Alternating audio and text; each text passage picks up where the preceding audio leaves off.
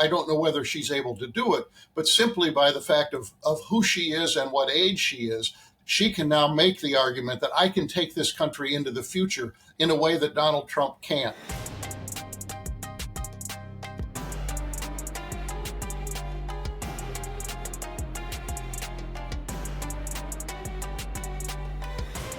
Hello and welcome to Independent Thinking, the weekly podcast from Chatham House. I'm Bronwen Maddox. That was Dan Balz, later on this podcast. There has been one story the world has been watching this week, and that is the withdrawal of Joe Biden from the US presidential race. It's a word often used, but totally accurate here. It was a historic moment. A president choosing to end his campaign so close to the election. It's a move that will have significant consequences for the Democrats, the US, and the wider world. Big hitters in the party, not least Biden himself, have coalesced around Vice President Kamala Harris with remarkable speed. But it isn't a done deal yet. We'll look at what we know about the person who could be the first US female president, especially her worldview, and positions on key foreign policy issues, including Gaza, Ukraine, and China. The world, from Kyiv to Beijing, Brussels, is impatient to know what the approach of the next US president, whoever that is likely to be on the key issues of America, global leadership and isolationism, how America is going to position itself in the world. Well, I've got a panel. I could not have a better one to discuss all this. Joining me down the line, Dan Balz, chief correspondent at the Washington Post, who has been part of his paper's political coverage for over 40 years and has written many books, including about US elections. Great to have you with us. Thank you.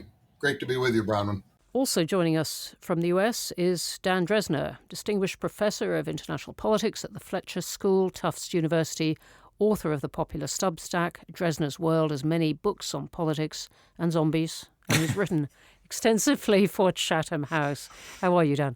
Very good. Thanks for having me on, Bronwen.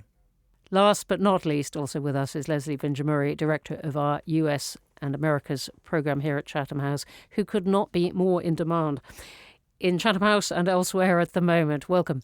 Thank you, Bronwen. Great to be on with Dan and you. Well, I'm delighted. Let's start with the question, what happens next now that Biden's decision has thrown up all these questions? So where do we go from here, Dan Balz? Well, it's interesting. When I wrote Sunday afternoon, at the moment that President Biden stepped aside, that part of the challenge would be having a process that appeared to be open, but also moved fairly swiftly. Events completely overtook that in literally in 36 or 48 hours. The work that Vice President Harris did to consolidate support around her was quite impressive. According to her staff, she made 100 phone calls that day to party leaders. They were teed up to be able to do it, and they moved with enormous efficiency. And literally within 24 or 36 hours, all of the potential candidates who might have challenged her endorsed her. And so there has been nobody credible standing out there who has not endorsed her, who might challenge her in this process. So she has a glide path to the nomination at this point.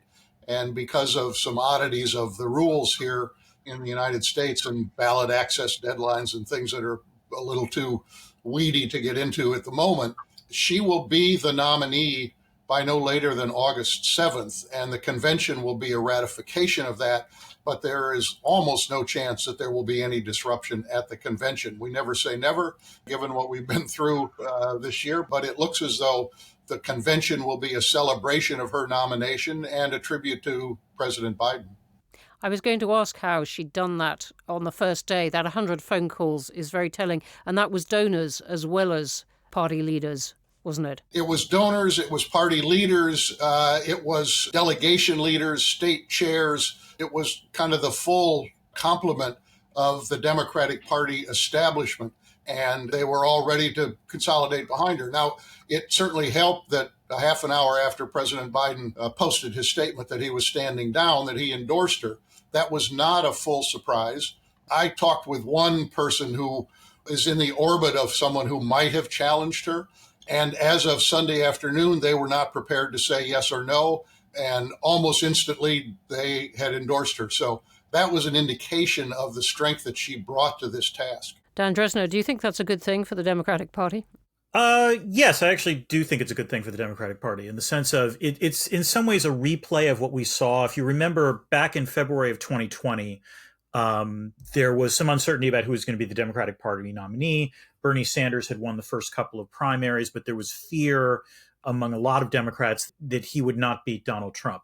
And in the span of something like a week, you went from Joe Biden winning the South Carolina primary, I think he won that on a Saturday, to 72 hours later, running the table in Super Tuesday and most of his other competitors dropping out and endorsing him.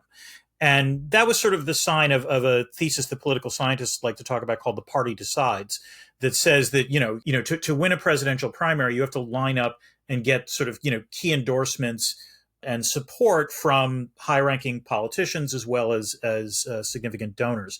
In some ways, what we saw in the span of 24 hours after Joe Biden dropped out was what happened in February of 2020, but on steroids. It went incredibly quickly. Biden sort of started off, obviously, by endorsing Harris. But I think that Democrats really just wanted to have someone that they felt could campaign with a pulse, is the way I would put it. That it's not so much that they necessarily disagreed with Biden's policies, although there was disagreement on some, but they just wanted someone who would actually be able to actively campaign.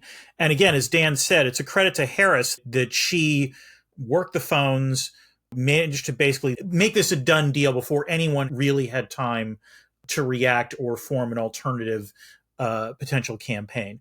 And it speaks well to Harris, particularly given her past reputation, particularly in her first year as vice president, as someone who was not terribly organized. This was an incredibly organized, coordinated process. And, I think the surge in donations you saw, the surge in volunteers, the surge in new voter registration suggests that this actually worked about as well as you could have hoped from the Democratic Party perspective.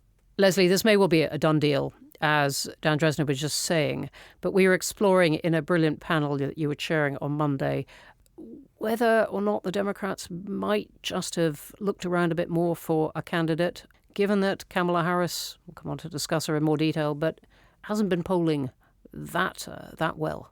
I guess I'm with Dan Drezner on this, and I think with Dan Balz, that after so many weeks of seeing, certainly from outside the country, what looked like just an extraordinarily divided party and politics in the U.S. that were just sort of unraveling, that furious sense of enthusiasm and unity coming from the party was actually an incredible relief. And I think the thing that hasn't been said, but I think implied, is that part of that unity surge was because that threat that the Democratic Party feels of Donald Trump coming back.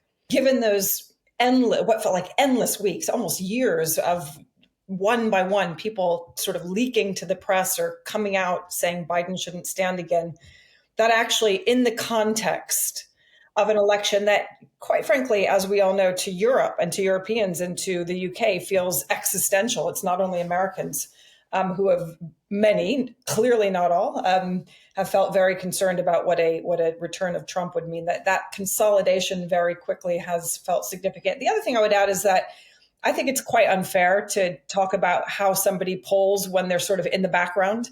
As soon as you put somebody on the stage, you shine the lights on them, you get Beyonce to give them their song, you sort of start campaigning, everything changes. And it's only really then that I think you can get a measure of a candidate. So, and she obviously had some very difficult moments surrounding the southern border.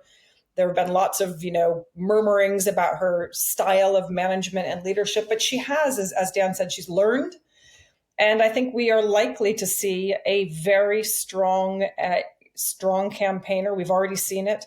It's hard to think it's only been less than 4 days. It feels like it's been weeks, and not necessarily in a bad way, but it's the momentum and it's a sense of dynamism and that something is actually going to happen. Again, this is, from looking at America from the outside, something is finally going to happen in the United States. All right, these are all strong points. I think the votes for order and energy probably win the day. I still, I am one of those wondering whether the party might have been better served by looking around a little bit. I agree with you up to a point. I think Dan and Leslie have made an important point about the last few days, which is that this has brought an incredible amount of energy to a party that was very, very worried as long as Joe Biden was the nominee. And we have seen that, and she has handled herself exceedingly well there is something of an echo in what we have seen here to what we saw in late 2022 and early 2023, which was at a point when Democrats thought they were going to have a bad midterm election in 2022. There were people who were getting ready or were certainly thinking seriously about challenging President Biden for the Democratic nomination. The minute that the Democrats did way better than expected in those midterm elections, all of that melted away. And so Biden was left without any serious challenge. And we saw the consequences of that the public, they didn't want either him or former President Trump as the two candidates, as the choice. To some extent, we've gone through the same thing with Harris. Now, the early returns are this is working very well for the Democrats. The Trump campaign seems kind of on its back feet and their back heels and not well adapted to this new challenge that they have. She is still something of an unproven candidate on her own. And I think what we'll get a better sense in 3 weeks or a month or by September as opposed to right now. So I think that is an absolutely fair point. And Leslie's point, too, that you can't judge someone who has been by their very job in the background what they will be like when put not just in the spotlight, but with all the challenge of, can you bring the right words? Can you bring the right vision to this top job? Now that the US is looking at her absolutely directly, not as a vice president, as a potential president, how significant is it in people's response that she would be the first Black and Asian and American female president? Dan Balz. I think it's terribly significant. I have been in touch with a number of women that I have been interviewing off and on since 2018, some in the suburbs of Denver and some in Georgia. And I contacted one a couple of nights ago and just said, how are you feeling? This is somebody who had never really been active in politics until Trump was elected in 2016 and has become quite active. And her message back to me was, I am over the moon about what has just happened.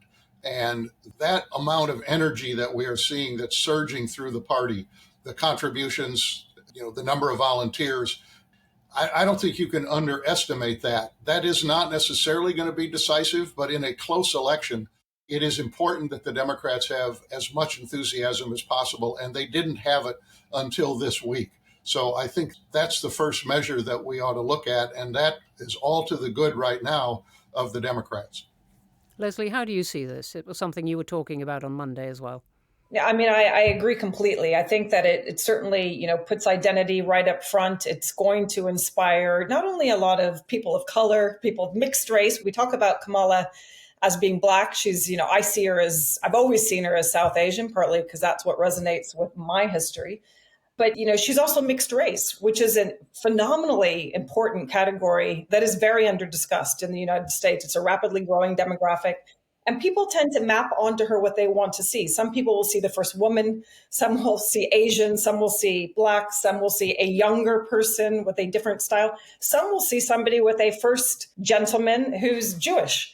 And that's, in and of itself, an extraordinary story. But, I wouldn't underestimate the extent, and we've already seen some of this, to which it's going to become extremely divisive. It's a tricky decision for Donald Trump and J.D. Vance and the Republicans to decide how to weigh in, because if you say anti-woman, you've sort of written off half of America's voters.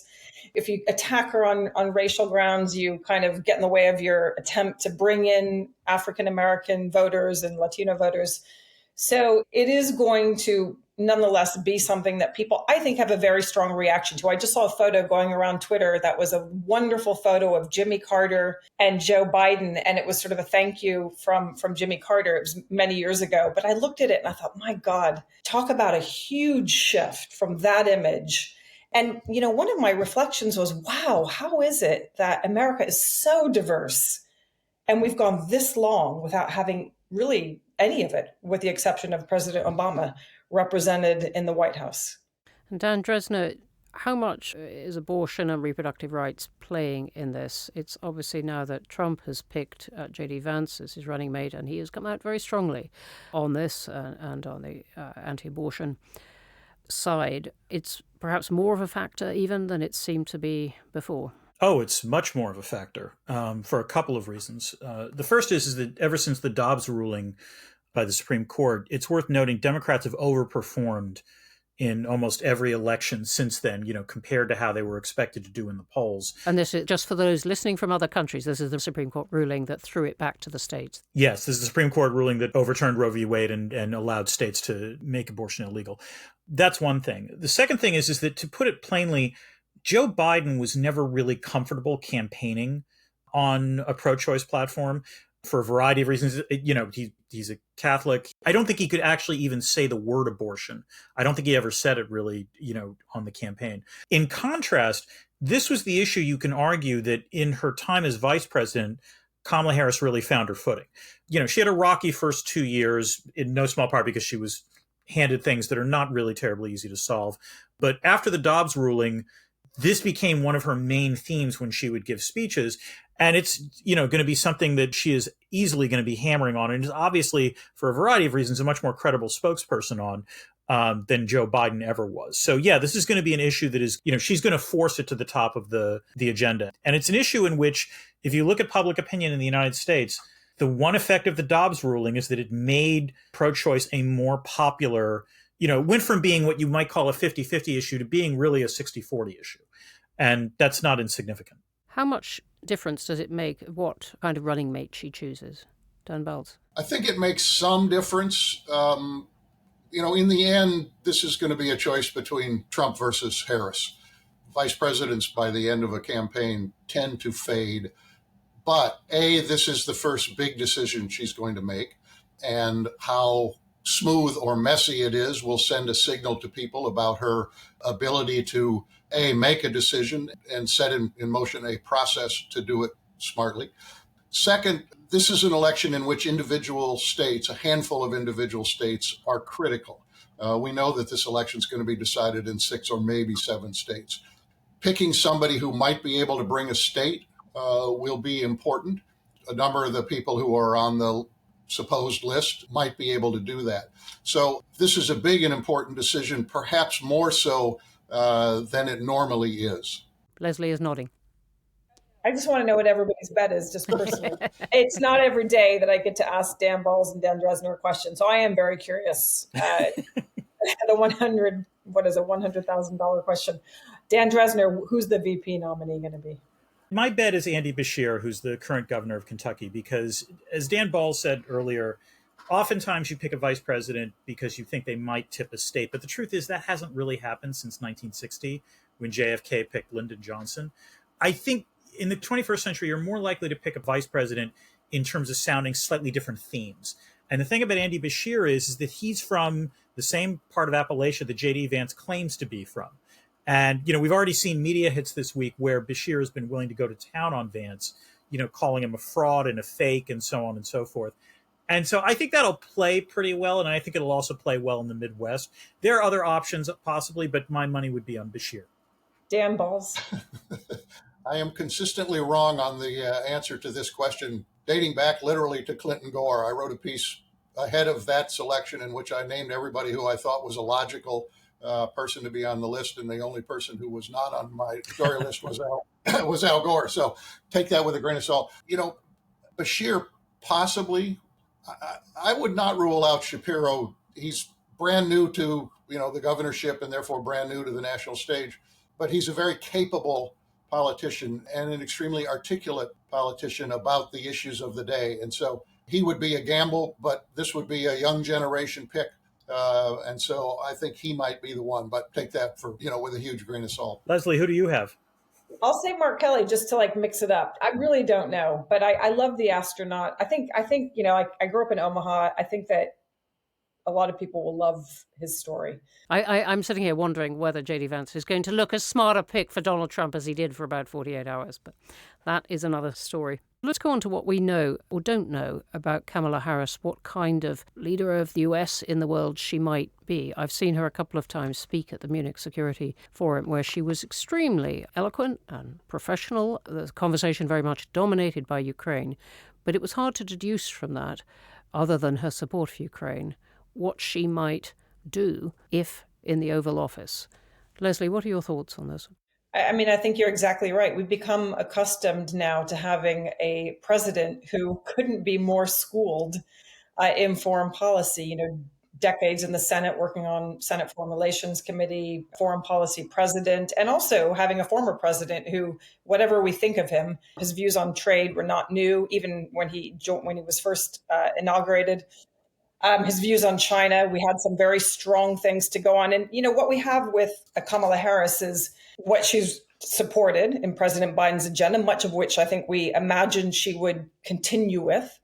I think we understand that she, had a flawed approach to immigration at the southern border. We know that she's not as enthusiastic a supporter of Israel, and that she's been more critical of the war between Israel and Hamas and the deaths of Palestinians. But we don't really know how much she would move on that issue. I mean, that's a very complex issue in U.S. politics. So I think that there are more unknowns, and it'll be interesting to see whether she begins to map out her foreign policy in any way that differentiates herself from President Biden, or whether she does what she's so far done, which is to really stick to a domestic agenda, investing in universal pre-K for young kids, childcare, all the things that make the lives of working parents much easier. But a lot of people will be looking, for those big foreign policy questions, especially, I think, on the Middle East. I want to touch on domestic policy in a second, because that is what the election will probably turn on. But Dan Drezner, just on the big foreign policy questions, call them China, Ukraine and NATO, Gaza, do you think she would mark a difference from Joe Biden? Never mind Donald Trump. I think the one issue where she probably will have a slightly different approach than Joe Biden would be on Israel and Gaza, because it's worth noting that even Biden, I think to some extent, was a little out of step compared to even, I think, many of his advisors when it came to Israel. And this was in part sort of a generational worldview, which is, you mean in terms of the wholeheartedness of his support for Israel? Yes, exactly. Even as the casualties in Gaza rose. Right. I mean, you have to realize Biden sort of came of political age at a time when Israel was widely viewed as an underdog in the Middle East, whereas Harris and others came to political maturity during a time when Israel was also attacking its neighbors and was a somewhat more polarizing subject. In terms of Harris's approach to the rest of the world, I don't want to say that personnel is policy, but it's worth noting that her two primary foreign policy advisors are Phil Gordon and Rebecca Lissner. And I would say they're about as mainstream as you can get. And I would say in particular, Europeans should be very happy that Phil Gordon is her primary advisor, which suggests significant continuity on questions of NATO and Ukraine. You might see evolution over time, particularly once she's elected and actually has the ability to replace people. And I think that actually is probably the most significant change because of Harris becoming the candidate, which is this sort of gives folks like Antony Blinken and Lloyd Austin and Jake Sullivan a very graceful way of exiting the stage if Harris is elected, because these jobs are exhausting. And what has been unusual about the Biden administration till now is that almost their entire foreign policy team has remained intact for 4 years. That's extremely unusual. There is usually a greater amount of churn just because these jobs are exhausting. I suspect if Harris gets elected, you're going to see a significant turnover in terms of staff. And Dan Balz, what about her domestic policy? Do we know anything about this? Because this is shaping up to be, as we've said, just about a done deal between Harris plus someone from a battleground state versus Donald Trump and J.D. Vance. And it will turn on a lot of these domestic questions. Yeah, let me make a couple of points. One, when she ran for president on her own in the 2020 campaign, and we remember that she didn't even get to 2020, she dropped out before 2020 even arrived in Iowa, the Iowa caucuses took place. She struggled to define a domestic agenda. I think one of the real criticisms of her as a candidate in 2020 and 2019 was that she didn't really know her own mind. She was kind of buffeted by some of the other candidates and some of the other issues. But some of the things that she articulated in that case were farther left than Joe Biden was in that campaign, particularly Medicare for all and this question of what you do about the southern border.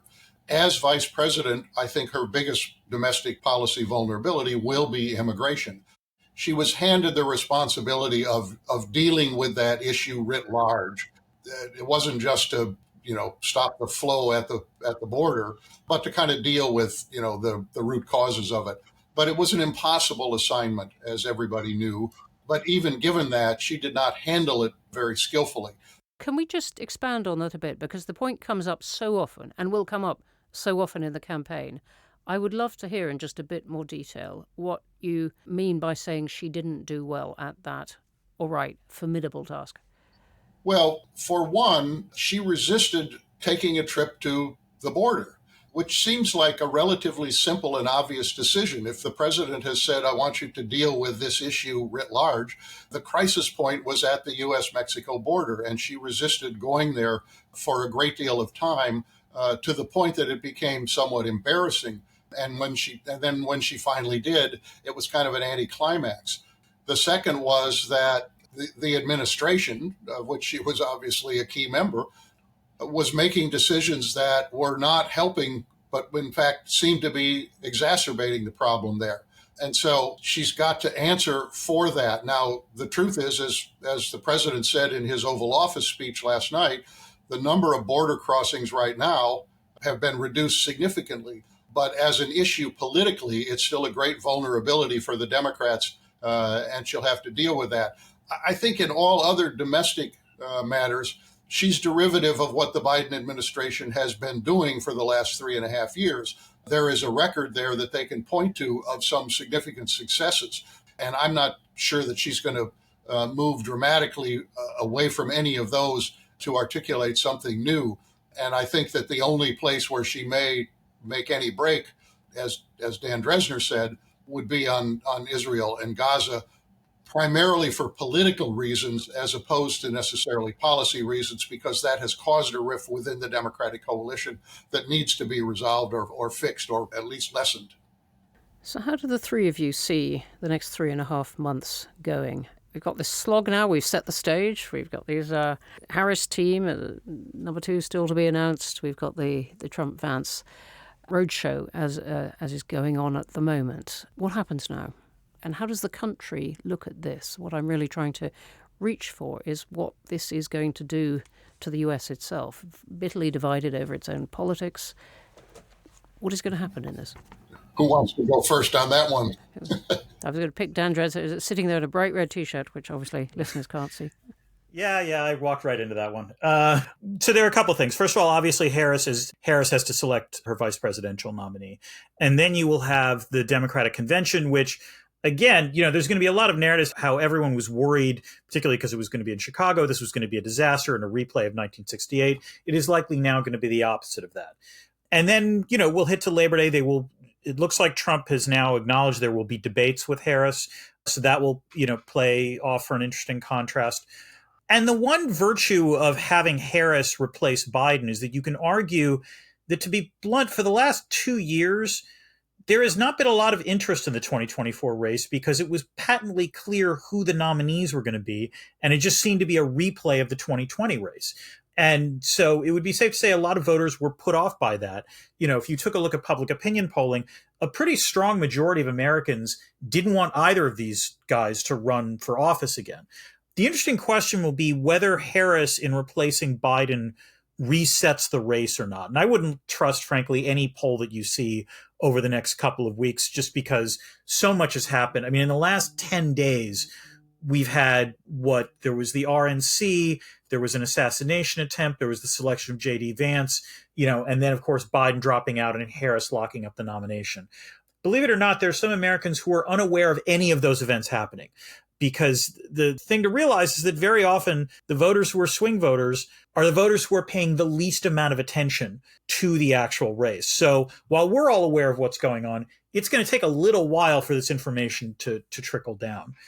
I think the primary thing to realize about Harris replacing Biden is that even if she doesn't win in November, what has changed is essentially the confidence that Democrats have that they can compete not just on the presidential level, but also down ballot in terms of the Senate and the House. There were signs that, in the previous month, that Democrats were getting so, depressed about this that they weren't going to turn out, period, which could have meant, not just Trump winning, but a true red wave. I think that's now off the table. it's possible Republicans can win majorities, but it's still going to be, it's a 50-50 country, and that's still going to happen. But, if the polling this week is accurate, it suggests it's still a toss-up race, which means there will be more attention paid throughout this fall. Other countries are looking at this and thinking, is this American democracy working really well?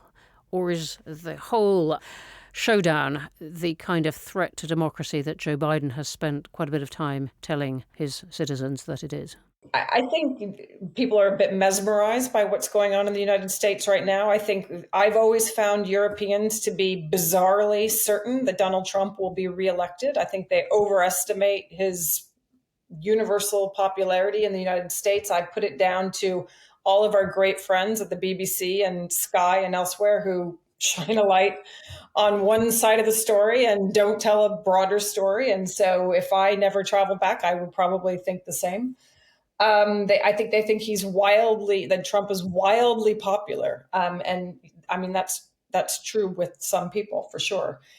One of the things, to go back to what Dan Drezner was saying that I'm curious about as we get to September, kids go back to school, students go back to college, the protests presumably flare up again if there hasn't been a deal. And the question is, how does Kamala Harris position herself? Because she's going to be associated with Joe Biden. If you look at the polling that's just come out today showing how young voters they vastly prefer Kamala Harris to Donald Trump. Can she hold on to that effect with her energy and her enthusiasm and her diversity and all the rest of it? Or what's going to happen in the Middle East? How is that going to play out on university campuses? Is that just a tiny bit of an American bubble, or is that more widespread? Those are some of the things that I think could matter. But, for the rest of the world, I still think that Europeans assume that this is going to be Donald Trump. I don't think they can quite grasp the extent to which this is fluid and uncertain and competitive. I'm still getting a lot of emails, as I'm sure you, Bronwen, wanting to just double down on what a Trump administration is going to mean for Europe. Absolutely, while noticing that every kind of politician in the UK and other parts of Europe is being very, very careful about what they say about Donald Trump, suddenly, where they weren't perhaps a year or two ago. Dan, your thoughts on the next few months? Is it fluid, or voters really made up their minds? I think it's very fluid. I mean, it's not as though the last 10 days have fundamentally changed the fact that Dan Drezner said this is a 50-50 country. And therefore, I think that no matter who the nominees are or were going to be, we were headed toward a very, very close election. I think one aspect that's now different is that when it was Biden and Trump, this was in many ways a very backward-looking election. Two old men arguing about golf. Yeah, exactly. Arguing about golf, very well put. And neither really being able to paint a vision of the future in a compelling way. Harris has that opportunity. I don't know whether she's able to do it, but simply by the fact of who she is and what age she is, she can now make the argument that I can take this country into the future in a way that Donald Trump can't. Not that we're going to be singing Kumbaya around the whole country, but that I can deal with some of these issues. I am more aware of what America is in 2024 than either Donald Trump or Joe Biden. That I am a contemporary political figure. That's a potentially important asset if she can figure out the way best to marshal that. But beyond that, I think that, that the other aspect of this is still a kind of a trench warfare election of those 6 or maybe 7 states. Organizing becomes vitally important, energy becomes important, and the handful of swing voters, to the extent that they exist, and as Dan said, who have not been paying very close attention, will they become engaged and how will they go? So this is made for a much more exciting election. It doesn't necessarily mean that the election has turned fundamentally into one side or the other having a big advantage. And Dan, as you've given us just that look into the past, let's just use the last moment to talk about Joe Biden, now that he has made this extraordinary step of choosing to step down. Leslie? I think a lot of it depends on what comes next. And let me say a word about those of us outside the country, because Dan Drezner and Dan Balz know a lot more about what's going on in the U.S. But I think for Europeans, there's been ambivalence about the Biden administration's support of Ukraine. Many people feel like it hasn't been robust enough. It hasn't been decisive enough. And if in another year we see a negotiation and Ukraine loses a lot of its territory, I think that Biden's record will be, in the eyes of many Europeans, tarnished. They might say, okay, well, it was always going to be tough, but I think that there will be some feeling that he wasn't bold enough, even though the early story was, a very positive one. In the Middle East, I mean, a similar thing. There's a lot of uncertainty about what comes next between Israel and Hamas, and with Palestine, it's a very complex set of questions. If there's a deal and it holds and he can claim success, then that's, one story. It's a very different story if we see something else. So I think a huge amount rests on what happens in the rest of the world. And of course, not to state the obvious, but if Trump wins, and then I think this will be a story of Biden having waited too long to give the Democrats the runway that they needed to run a successful campaign and maybe to have the right candidate. I mean, hindsight is 2020. If Kamala Harris wins, it becomes a very different story. So I think it's too soon. And I think, unfortunately, it's not really about what he's done. It's about how it plays. Interesting. Dan Drezner, Biden legacy. Yeah, I think, my good friends Elizabeth Saunders and Jim Goldgeier 5 or 6 years ago wrote a great piece in Foreign Affairs about how good foreign policy is often invisible. That in some ways the best kind of foreign policy is diffusing the bomb before it goes off rather than dealing with a crisis. And I think Leslie has talked about the way Biden has dealt with crises in both Ukraine and in Israel, and really the uncertain ways in which that can end. Where I do think the Biden administration, hopefully historically, will get credit for is a lot of sort of smaller things they did that actually shored up, U.S. strategic position, particularly in the Pacific Rim, but also elsewhere. If we look at this hemisphere, the Biden administration was quite adroit at making sure that there were peaceful democratic transitions in both Guatemala and Brazil, even though in neither case was that a sure thing. In terms of the Pacific Rim, the Biden administration has done an excellent job of sort of rebuilding traditional alliances and also new groupings, whether we're talking about the Quad or AUKUS.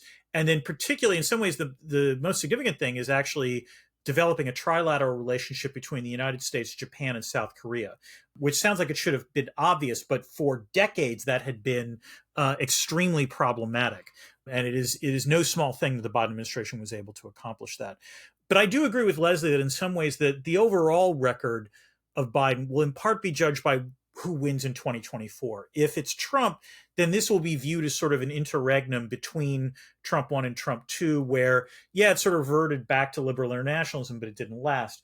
If it's Harris, then it's Trump's term that looks like the blip, that looks like the anomaly, and we return to what U.S. foreign policy has mostly looked like since the end of the Second World War. Dan Balz, this seems like quite a tough interpretation of judgment, that it really is all determined by whether you've led to success or not. But your thoughts on Joe Biden? Domestically, he has had a very good record of success of passing things in a very divided Congress that most people would not have predicted he'd been able to do that.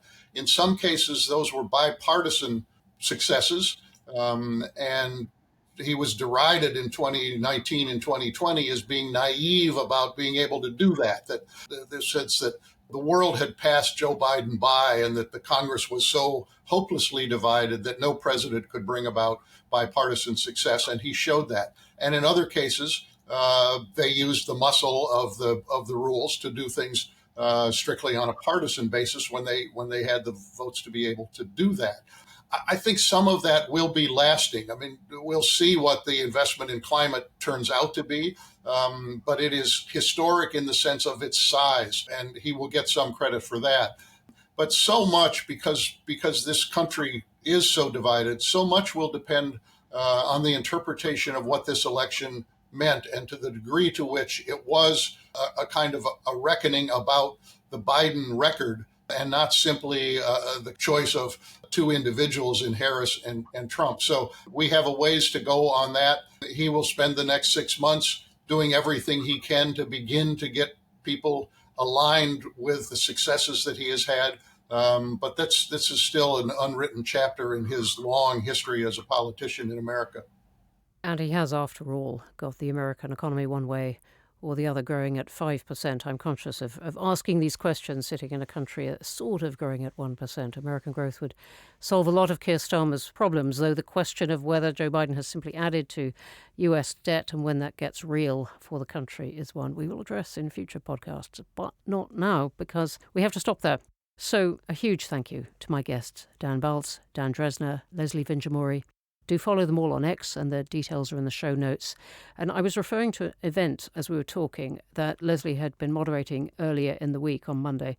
And it was just the day after Biden's announcement. And we had this event with, among others, Anthony Gardner, former US ambassador to the EU, and John Sopel, formerly the BBC's North America editor, now co-host of the Newsagents podcast.